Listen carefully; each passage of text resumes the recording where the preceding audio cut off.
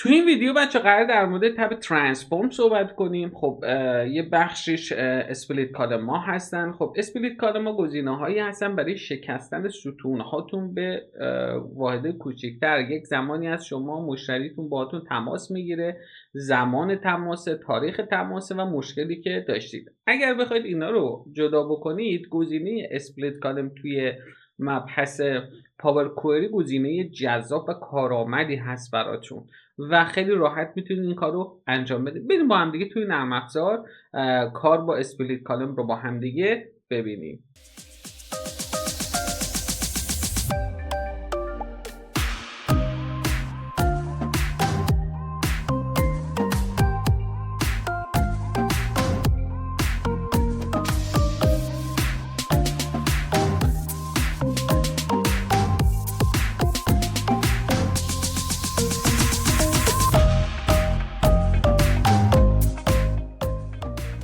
من امیر هنرمند هستم. اگر به این سبک ویدیوها علاقه‌مند هستید ممنون میشم که کانال رو سابسکرایب بکنید و اون دکمه زنگوله رو هم فعال بکنید که اگر ویدیو جدیدی اومد از دست ندید و شما بتونید جز اول نفرها باشید که این ویدیو رو دریافت میکنه و میبینه. خب اسپلیت کالم، ببینید من یک ستونی دارم به اسم اوردر آیدی. خب منطقه خرید یا خود کشور خریدشه، سال خریدشه و آیدی مشتریش. من قراره هر کدوم از اینا رو به صورت تفکیکی داشته باشم. خب روی ستون کلیک میکنید. بچه اسپلیت ها فقط روی رشته ها قابل پیاده سازیه و شما میتونید توی ستون هایی که حالت تایپشون رشته هست یا استرینگ هست میتونید ازش استفاده بکنید. خب تو بخش اول من رو ستون کلیک میکنم از گزینه اسپلیت. بچه‌ها با کلیک راست روی ستون گزینه اسپلیت هم اینجا وجود داره. از بالا هم شما میتونید این گزینه ها رو داشته باشید. با دیمیلیتر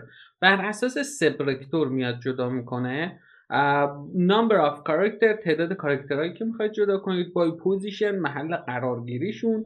by lower to upper, upper to lower, digit to non-digit عددی به غیر عددی و non-digit to digit غیر عددی به عددی. همه رو با هم دیگه روی ستون ها تست میکنیم و با هم میبینیم. خب بخش اولش بای دیمیلیتره. وقتی بای دیمیلیتر رو که میزنید یه چنین کادری براتون باز میشه، اسپلیت بای دیمیلیتر. اینجا داره میگه چی؟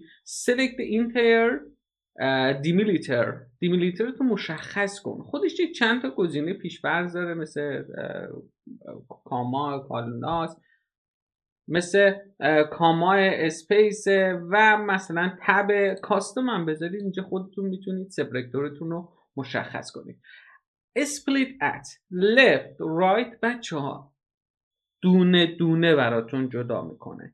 اما وقتی از حالت ایچ استفاده میکنید تا جایی که سپرکتورتون وجود داره براتون جدا میکنه. برای مثال رو ستون اوردر آیدی ما 2 تا سپرکتور داریم که با دشه، یعنی باید به 3 تا ستون تقسیم بکنه.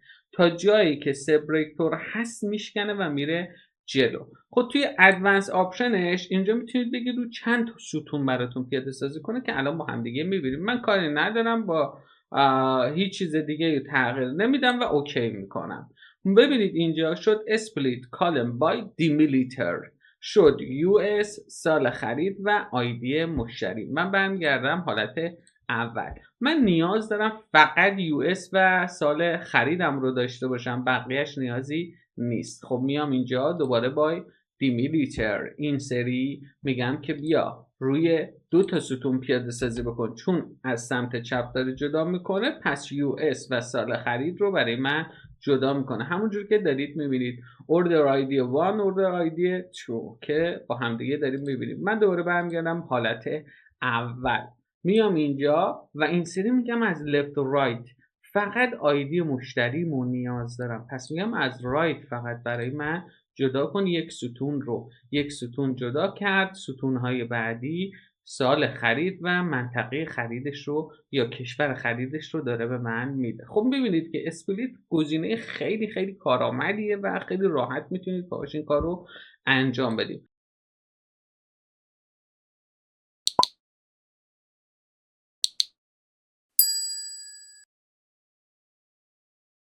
اما بقیه اسپلیت ها چی؟ بریم دنبال گزینه بعدی. number of character، تعداد کاراکترهایی که میخواید جدا کنید. من 6 تا کاراکتر میخوام جدا کنم از پوزیشن رایتم. خیلی راحت میام و جداسازی رو انجام میدم. اما یه تفاوتی با سبرکتور داره، اینجا دشه رو هم به من میده، یعنی من این دشه رو نیاز دارم. این زمانی به دردتون میخوره که ستونی که شکست و نگه داشته دیگه نیاز ندارید ازش استفاده بکنید. خب بریم گزینه بعدی.